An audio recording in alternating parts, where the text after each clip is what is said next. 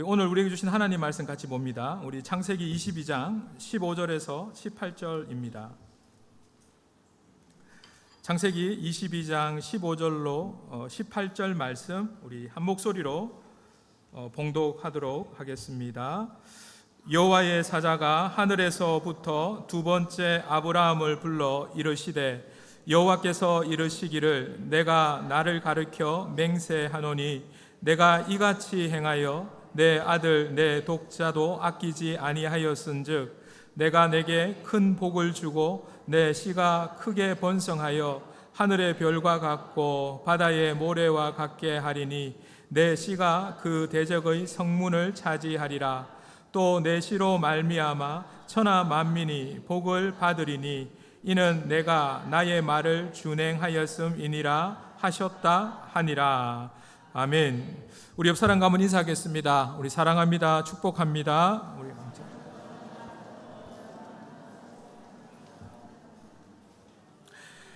올해 저희 교회가 붙잡고 있는 슬로건 성령의 능력으로 부흥하는 교회. 저는 연초에 지금 네 번째 우리 또 이 성령의 능력으로 우리가 한 해 나아가기를 소망하면서 어떻게 우리가 성령의 능력으로 이 한 해를 지날 수 있을까, 또 이 한 해를 살아낼 수 있을까, 그러한 이 메시지를 또 중심으로 함께 또 오늘까지 이렇게 나누기를 원합니다. 우리가 성령의 능력으로 채워지기 위해서, 성령의 사람이 되어지기 위해서 우리는 먼저 새로운 그릇, 말 그대로 하나님 앞에 그 믿음의 그릇들이 준비되어져야 한다.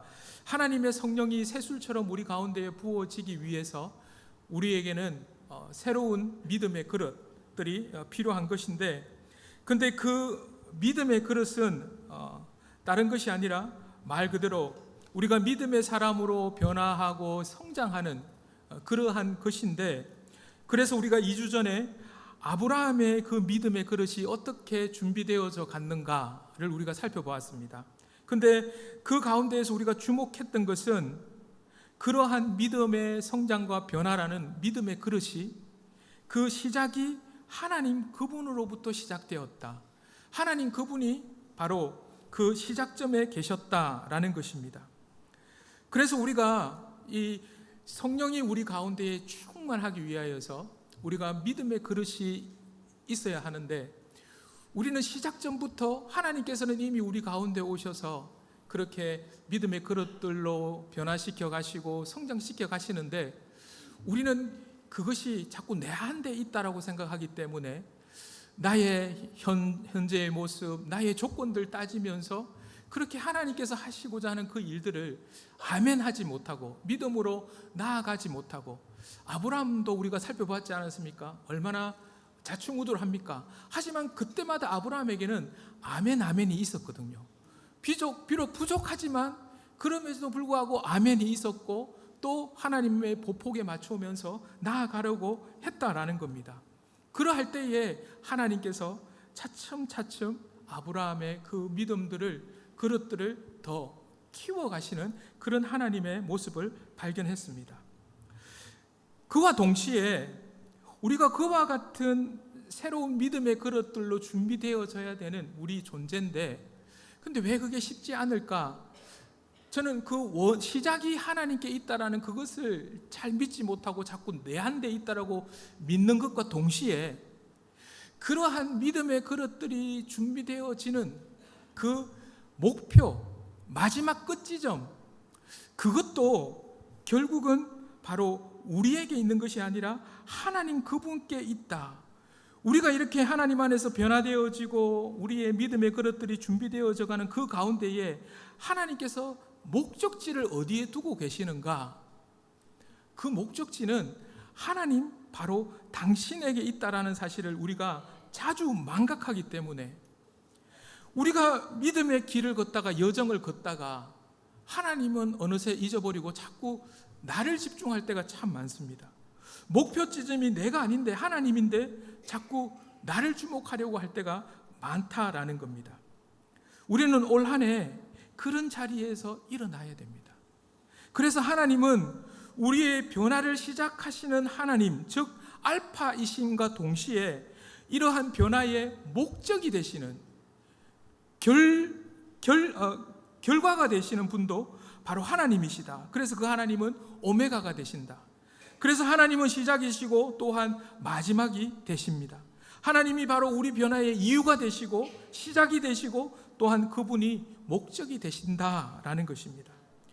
오늘 하나님께서 아브라함을 갈대아 우르에서 불러내시고 나서 우리가 2주 전에 살펴봤던 것처럼 믿음의 조상들로 하나님께서 여러 사건들, 시간들을 통해서 아브라함의 믿음들을 변화시켜 가십니다. 바로 왕의 손에서 건져내어 주시고 또 재물도 주시고 이로 인하여서 아브라함의 믿음이 조금씩 자라갔고 심지어 100세에 불가능하게 여겨졌던 아들 이삭도 하나님이 주셨던 것이죠. 우리는 일반적으로 믿음의 여정이 한 이쯤에서 끝나도 괜찮겠다라는 생각을 많이 합니다. 하나님께서 약속하셨던 이 이삭까지, 그래서 이제 이삭을 통해서 당연히 후손이 늘어나게 될 거고 하나님께서 또 땅 또한 이 가나안 땅까지 인도하셨기 때문에 이미 하나님의 그 뜻은 다 이루어진 것이 아닌가 우리가 생각할 때가 참 많습니다.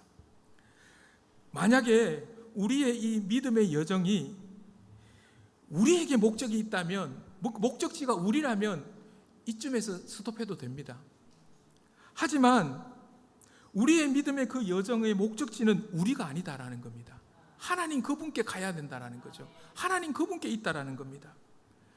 그래서 사실 이 믿음의 여정을 걷는 많은 크리스찬들이 흔히 바로 이곳에서 그냥 초막을 펼치고 주저앉으려고 할 때가 참 많습니다.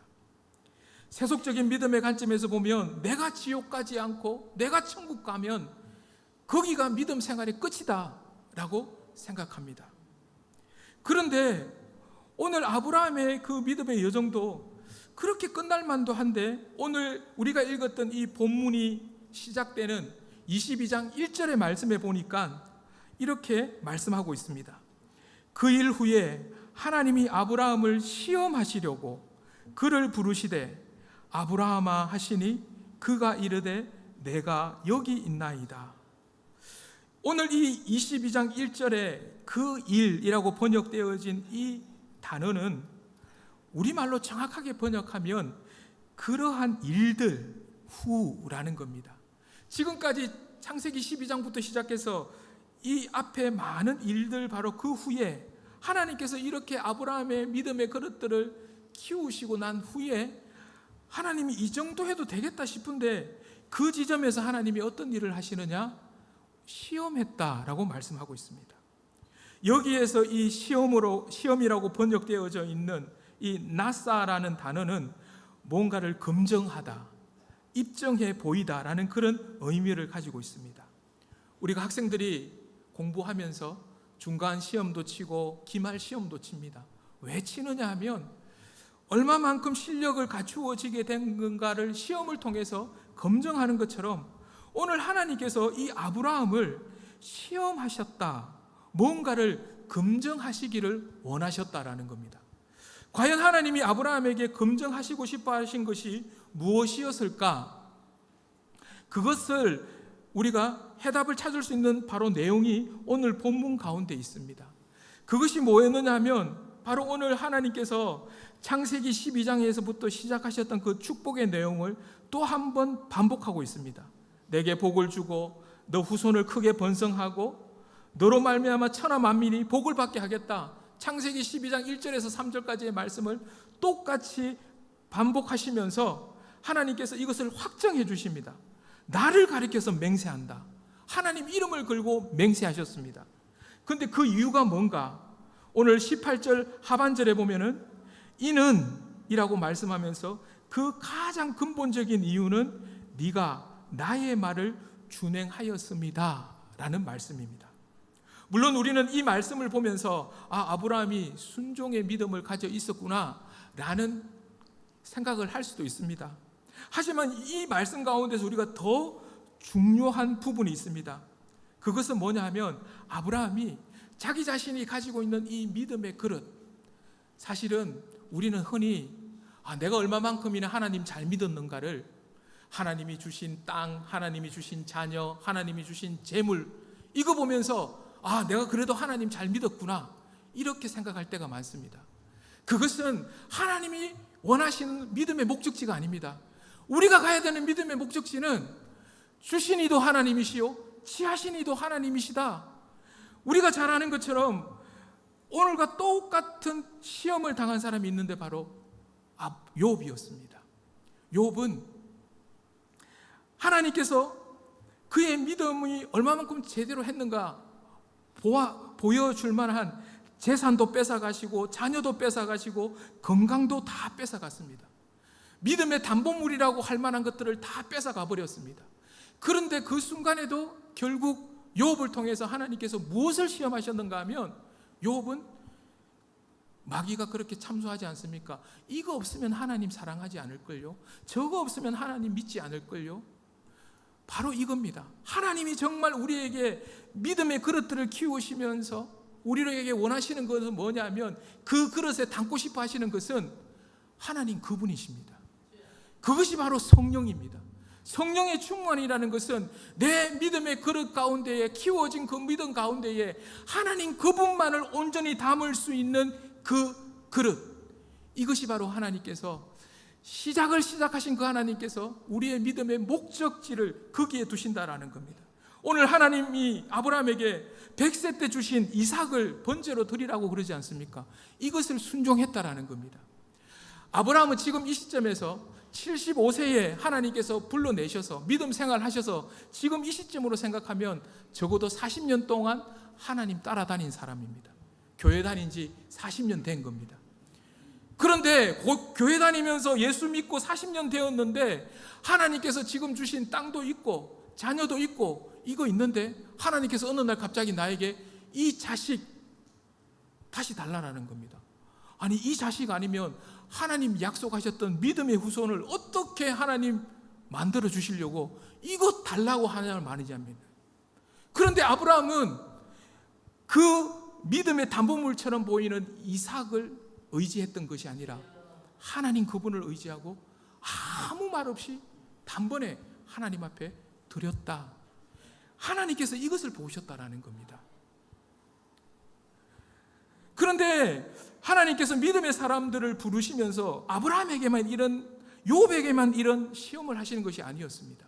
우리가 결국 이 약속이 500년 후에 실현되는데, 하나님께서 이 아브라함의 후손이 되었던 이스라엘이라는 이 민족을, 아브라함에게 약속하셨던 그 후손들을 다 가나안 땅으로 인도하고 나서 사사기 3장 4절의 말씀에 보면 이런 말씀이 있습니다.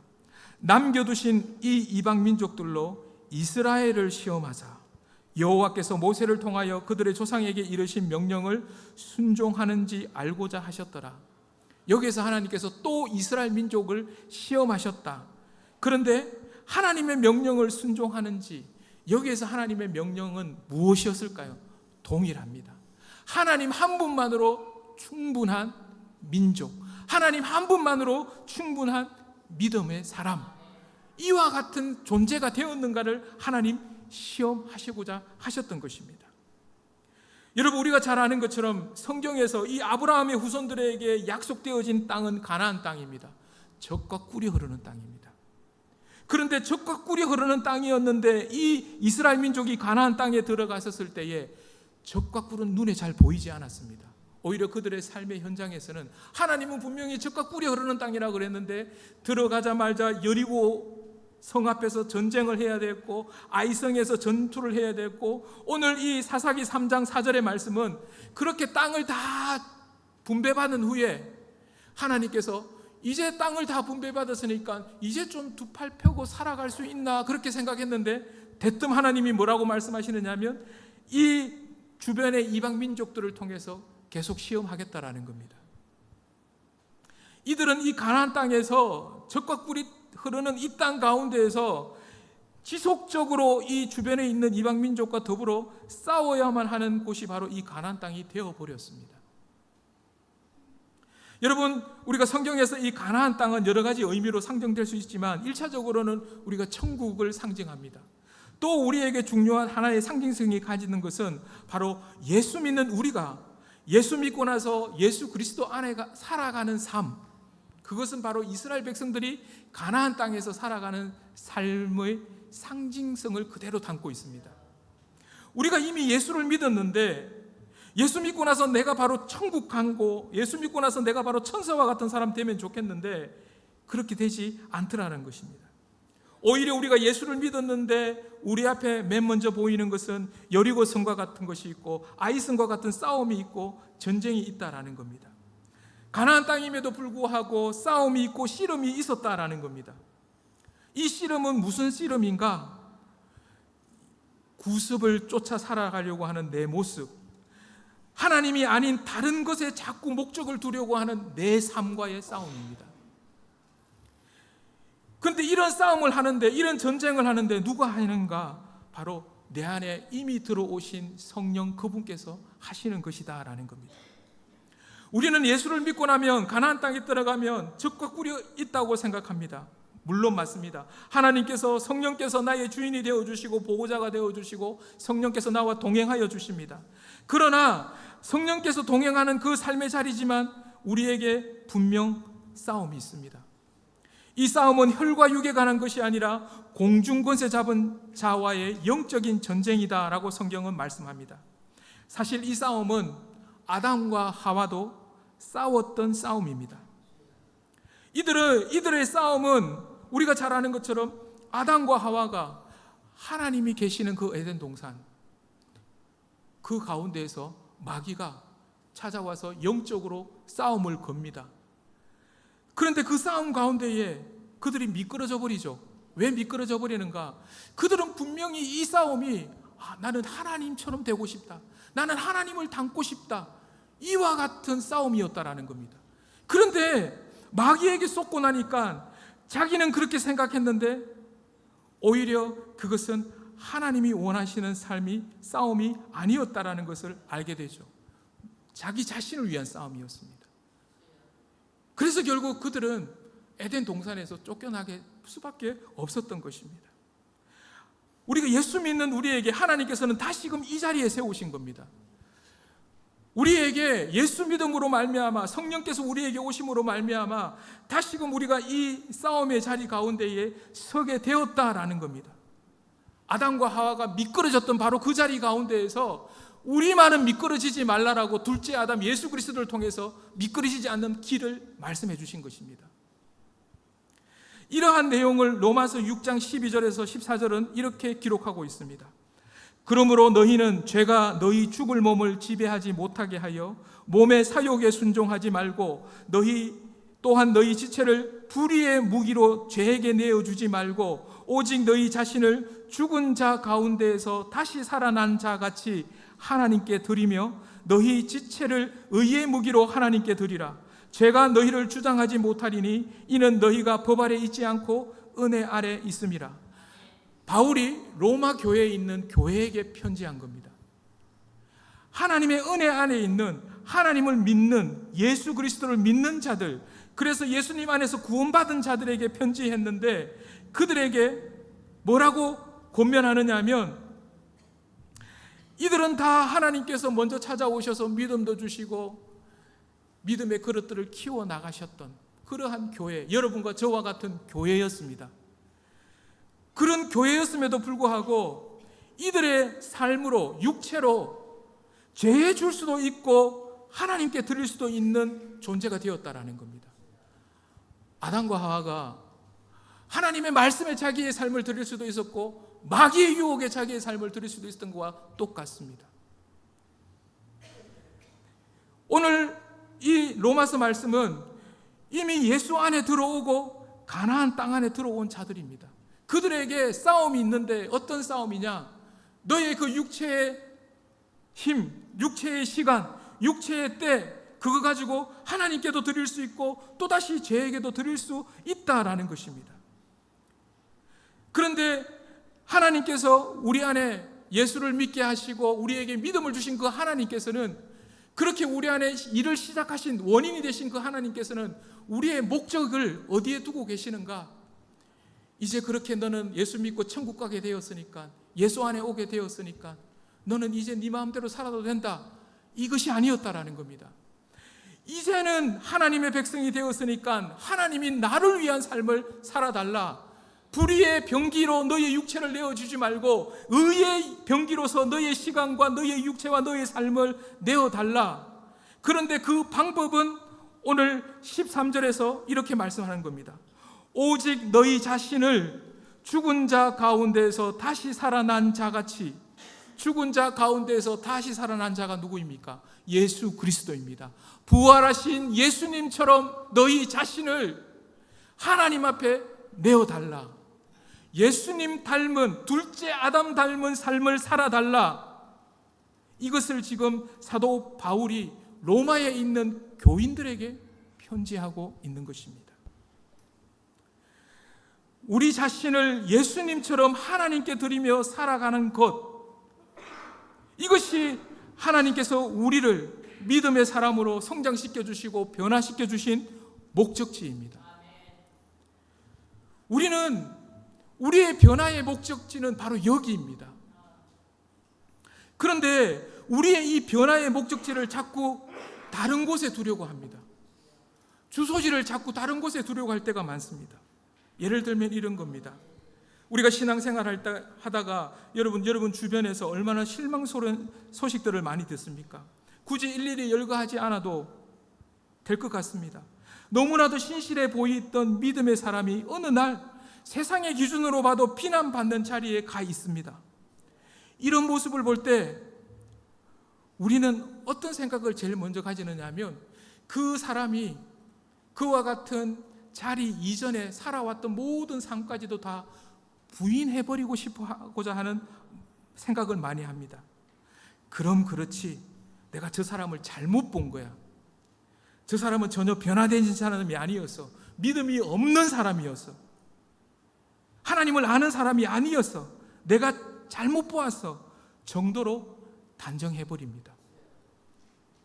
그러면서 그런 모습을 보면서 우리가 어떤 생각을 들었냐면, 나도 저렇지 않을까? 또 저 사람도 저렇게 되지 않을까? 막 지금 저렇게 믿음이 좋다고는 하지만 어느 순간 또 엉뚱한 자리에 가 있지는 않을까? 그러면서 나 자신을 이끌어 가시는, 나 자신을 변화시켜 가시는, 나 자신을 성령의 능력으로 채워 가시려고 하는 그 하나님의 일하심을 의심하려고 한다라는 겁니다. 여러분, 그렇지 않습니다. 비록 우리가 보기에 이전에 너무나 신실해 보였던 그 사람이 어느 날 갑자기 세상 사람들에게 손가락질 바라만한 그러한 안타까운 자리에 가 있는다 할지라도 그 사람이 그 이전 하나님 앞에서 살아가려고 했고 살아내었던 그것은 다 거짓된 것이 아닙니다. 분명히 예수님께서 그를 주님의 피값 주고 사신 자들입니다. 그것은 의심할 여지가 없습니다. 단지 하나님께서 그 믿음의 자리까지 인도해 주시고 이끌어 주셨는데 그들은 그 믿음의 자리에서 미끄러져 버린 겁니다. 왜 미끄러졌느냐? 변화된 사람으로서 하나님께서 주신 그 믿음 가지고 그 믿음의 목적을 하나님께 두지 않았기 때문입니다. 자기도 모르는 사이에 그 믿음의 목적을 자기에게 두버리는 것. 그런데 문제는 뭐냐면, 진짜 문제는 뭐냐 하면, 우리가 그런 실망스러운 모습을 또 듣고 또 보다 보면 우리도 우리의 믿음이 어느 단계에 와 있든지 그런 모습을 보면서 우리의 믿음이 정말 하나님이 원하시는 그러한 변화가 있을 수 있을까? 내가 정말 성령 충만한 삶을 살아갈 수 있을까? 저 사람은 저렇게 넘어지는데, 목사도 넘어지는데, 중직자도 미끄러지는데 정말 나는 그럴 수 있을까라는 그러한 의심 때문에 하나님이 내 안에 하시려고 하는 일들. 여러분, 오늘날 얼마나 많은 교인들이 교회를 떠납니까? 왜 그런 줄 아십니까? 그들의 믿음의 목적은 그렇게 말을 하지 않지만 사람에게 두려고 하는 것입니다. 그 사람이 능력이 있어서 그런 믿음 생활을 했고 그 사람이 능력이 부족해서 그렇게 믿음에 미끄러졌다라고 생각합니다. 그러면서 자기 자신을 보면서도 똑같이 적용하려고 하는 것입니다. 그러니 하나님 앞에 그 만들어 가시는 그 하나님 앞에 자기 자신들을 내어드릴 수 없는 것입니다. 하나님께서 우리 안에 믿음의 성장과 변화, 그것의 원인이 되어 주신과 동시에 우리의 이 믿음의 성장과 변화의 목적 또한 하나님 그분이 되셔야만 하는 것입니다.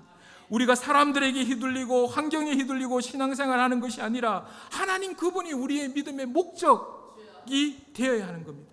이것은 우리의 신앙의 연수와 관계가 없습니다.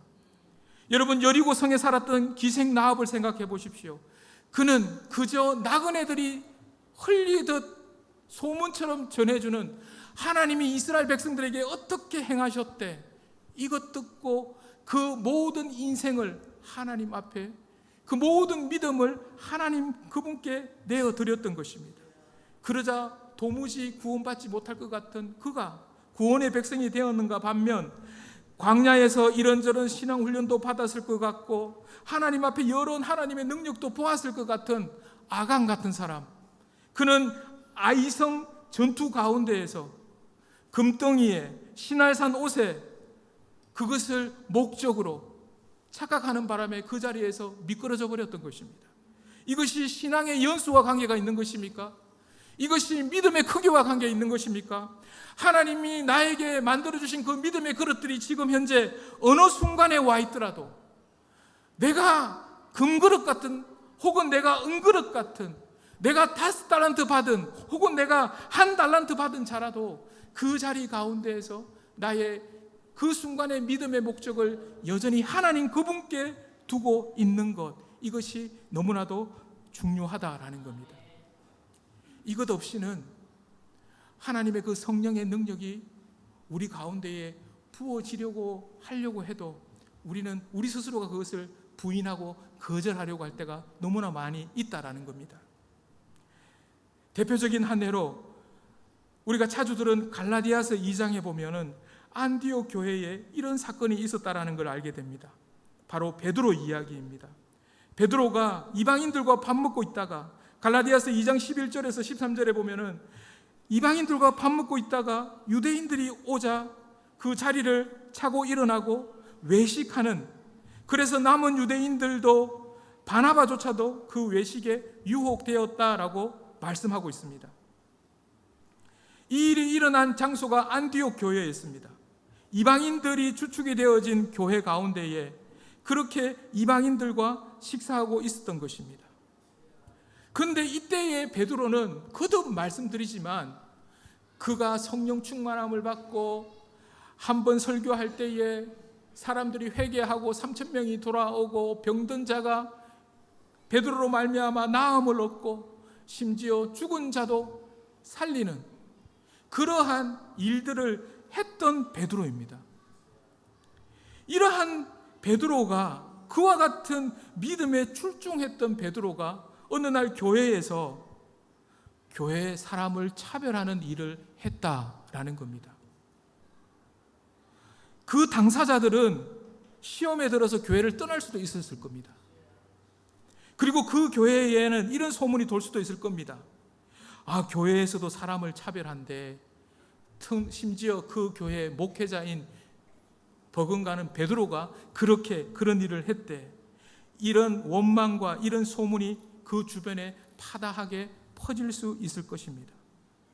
그런데 지금 이 사건을 기록하는 사람이 누구냐? 바로 바울이었습니다.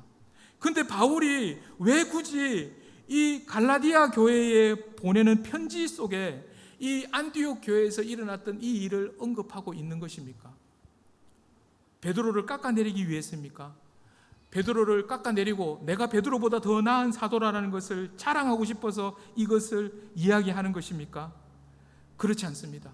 사도 바울이 지금 갈라디아서 2장에서 이것을 언급하는 이유는 이 사건은 베드로에게도 일어났다면 여러분 모두에게와 갈라디아에 있는 교회 성도 여러분 모두에게와 나에게도 일어날 수 있는 일입니다.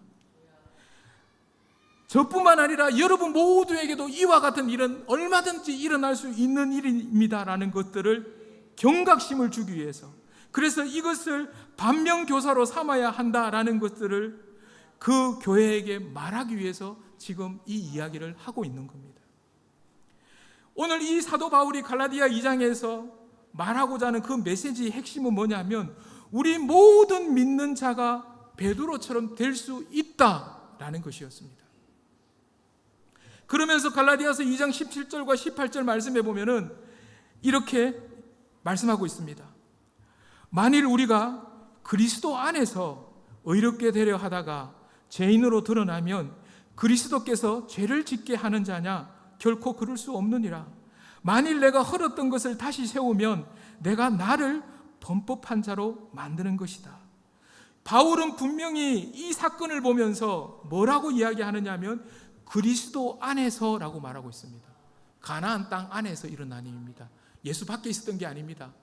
성령이 그를 떠났기 때문에 이런 일이 일어난 게 아닙니다. 성령과 함께 있는 자리 가운데에서 예수 안에서 베드로가 이 일을 자행했다라는 겁니다. 왜 그렇게 되었습니까? 분명히 그리스도 안에 있었는데 왜 이런 일이 일어났는가? 하나님께서 이미 베드로를 변화시키시고 베드로에게 믿음의 기도를 채우시고 성령을 주시고 그랬음에도 불구하고 그리스도 안에 있었음에도 불구하고 베드로는 바로 그 믿음의 자리, 그 자리 가운데에서 그 믿음의 목적이 하나님이 아닌, 잠시 잠깐 하나님이 아닌 내가 헐었던 것, 베드로가 이미 헐어버렸던 것, 그 헐어버렸던 것들을 다시 잠시 잠깐 세우려고 했다라는 겁니다. 그게 뭡니까? 유대인들의 기준으로 베드로가 유대인들에게 거룩하게 보이는 것은 율법을 쫓아서 이방인들과 같이 식사 자리에 하지 않는 것이 의로워지는 겁니다. 예수 안에 있었음에도 불구하고 잠시 잠깐 베드로의 생각 가운데에 옛 구습처럼 불쑥 그 잠재되어져 있던 유대인적인 그런 관습과 습관이 불쑥 드러났다라는 겁니다. 이미 헐었다라고 생각했는데 이것이 다시 그로 말미암아 베드로가 그 사건 앞에서 범법자로 만들어진 것입니다. 여러분, 베드로에게 이런 일이 일어났다면 우리의 믿음의 경주, 우리가 주님 앞에 서게 되는 그날까지 우리는 동일한 이 믿음의 경주가 우리에게 있습니다.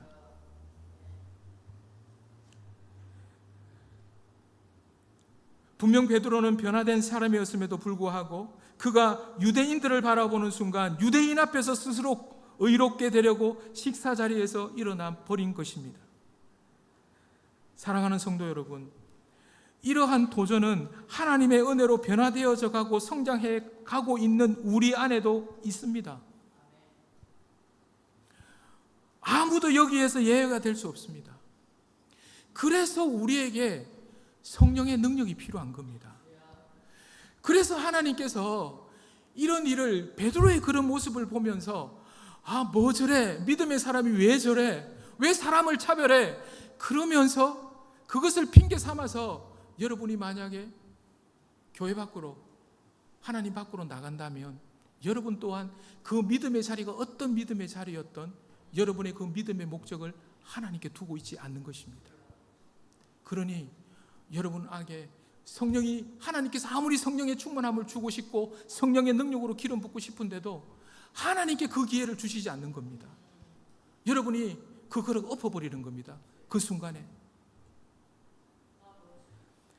우리가 믿음의 여정을 일어날 때 마치 가나안 땅에 들어와 있고 예수 안에 있지만 우리의 신앙의 그 자리 가운데에는 비바람 치고 눈보라 치고 험한 파도 치고 모진 바람과 같은 도전과 씨름이 이 씨름 앞에 우리 자유로울 수 있는 사람은 단 한 사람도 없습니다.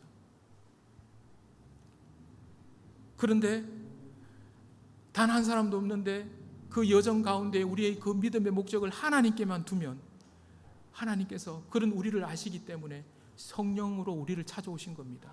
그래서 우리에게 날마다 성령으로 찾아오셔서 성령의 능력을 주고 싶어 하시는 겁니다. 이 능력 받고 살아가는 사람이 부흥하는 사람입니다. 이 사람이 부흥의 사람입니다. 비록 쓰러지고 넘어진다 할지라도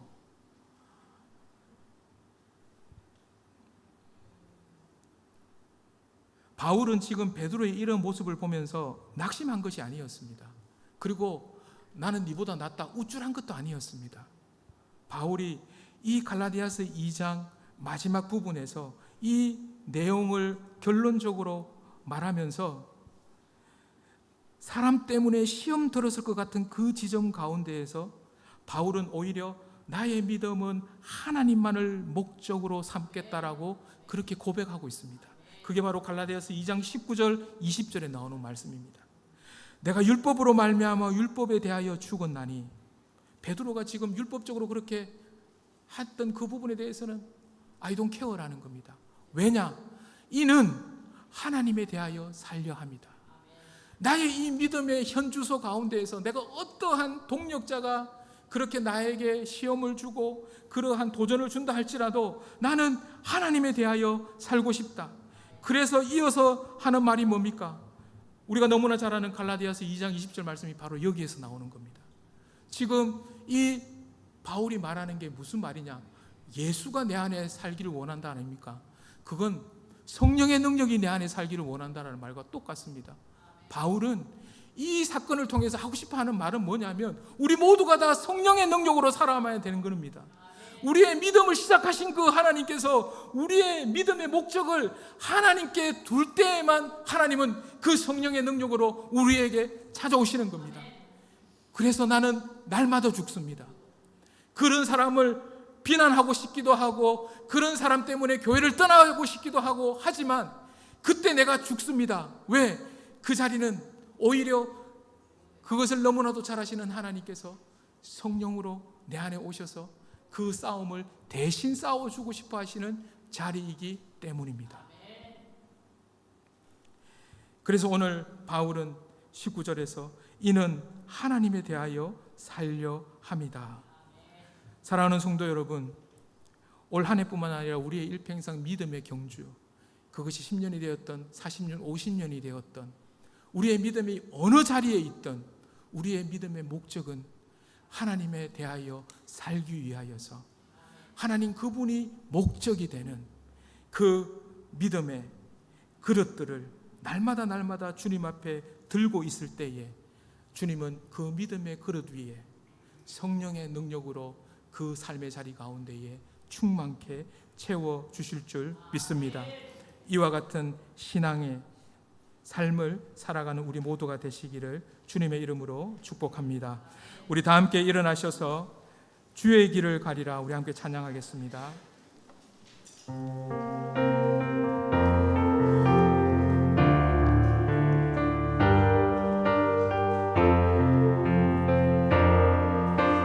우리 조금 더 빠르게 찬양하겠습니다. 비바람이 앞길을 막아도 나는 가리 주의 길을 가리 눈보라가 앞길을 가려도 나는 가리 주의 길을 가리 험한 파도 앞길을 막아도 험한 파도 앞길을 막아도 나는 가리 주의 길을 가리 모진 바람 앞길을 가려도 나는 가리 주의 길을 가리 이 길은 영광의 길이라 말씀합니다. 이 길은 영광의 길, 이 길은 승리의 길, 나를 구원하신 주님의 십자가 지고 가신 길, 나는 가리라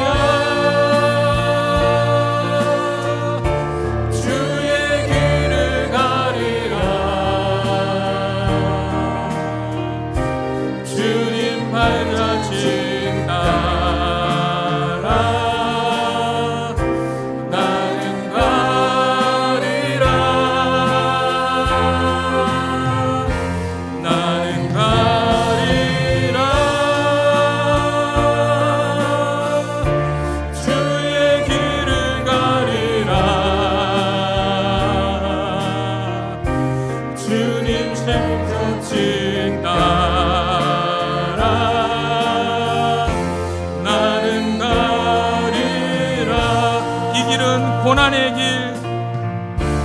이 길은 고난의 길, 이 길은 생명의 길, 나를 구원하신 주님이 십자가 지고 가신 길, 나는 가리라.